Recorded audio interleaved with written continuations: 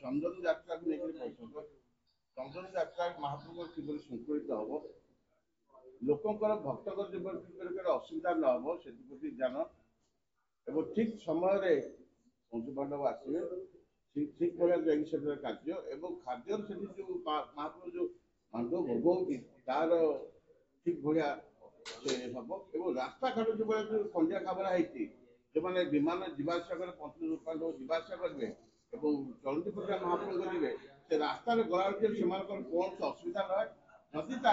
रास्ता घाट खंडिया खाबरा जो प्रकार मरामती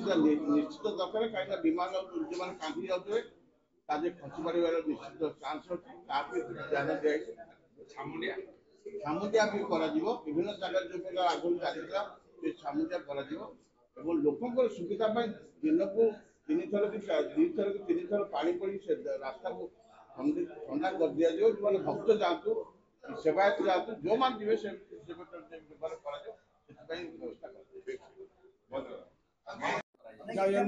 जगन्नाथ वर्ष गत वर्ष जो बाणर एक्सीडेंट होता आखि लगे एथर छत्रनिज बैठक डिसाइड कराला जे कौन सी बाण आतशबाजी की आलाउ करा भक्त एवं सेवायत समस्त इंश्योरेंस व्यवस्था कराला पर्टिकुलर टंका आमको ये मीटिंग करना से डिसीजन जे इंश्योरेंस करा भक्तों सेवायत मान उभय चंदन यात्रा एवं नृसिंह जन्म आउ ये किपरि ठीक भाव नीतिकांत भल भाव चलो से कथा समस्त सहयोग सेवायत एवं जिला प्रशासन मंदिर प्रशासन समस्त सहयोग करे डिसाइड निया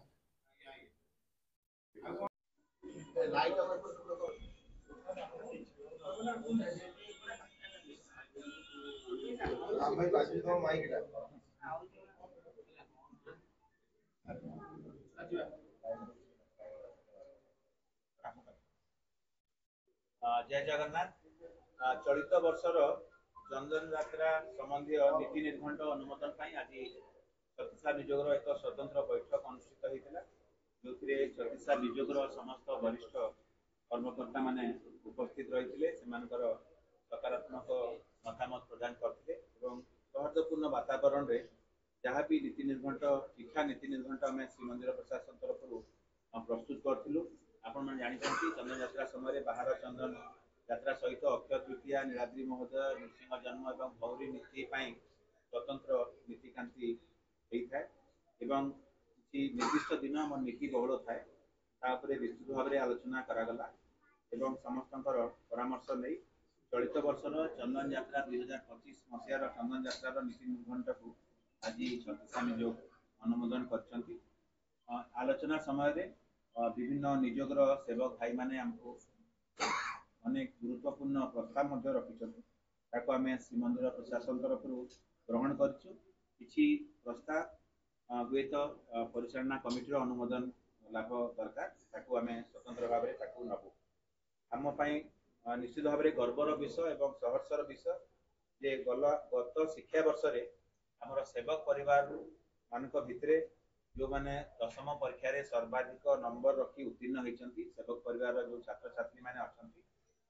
मध्य 5 जन छात्र और 5 जन छात्री को आम 50,000 टଙ୍କା लेखाएं आर्थिक प्रोत्साहन राशि और संबर्धना ज्ञापन कलु हमको बहुत गर्व लगुच सेवक परिवार अनेक छात्र छात्री खूब सुंदर भाव में शिक्षा लाभ करें गर्व आणुं ठीक से ही 10वीं और द्वादश परीक्षा जो मैंने 70% ऊर्ध्व नंबर रखी उत्तीर्ण होती 23 जन छात्र छात्री को जन प्रति 10,000 टଙ୍କା लेखाएं प्रोत्साहन राशि प्रदान कलु आम संबर्धना ज्ञापन करागला आम श्रीमंदिर प्रशासन तरफ सब चाह रखीचु सेवक कूलर जो मैंने छात्र छात्री अच्छा परिवार जो मैंने सदस्य अच्छा शिक्षा क्षेत्र में एवं अन्य जेकोसी एक्स्ट्रा करिकुलर एक्टिविटी भी पारदर्शिता देखातु चेस हो पारे कि बॉडी बिल्डिंग रेसलिंग स्विमिंग और अन्य बहुत क्षेत्र में से पारदर्शिता देखा आम आम प्रशासनिक दृष्टिकोण समस्त को प्रोत्साहन देवाई निश्चित भाव चेष्टा करूँ आशा करूँ जे सेवक कूलर जो अच्छा दायद मैंने अच्छा से परिवार केवल नुह आमर श्रीक्षेत्र पुरीर भी ମାନେ ସୁନା ଆଗାମୀ ଦିନରେ ବଜାୟ ରଖା। सर नरेंद्र पुष्कर गला वर्ष जमी बाण विस्फोरण होता 17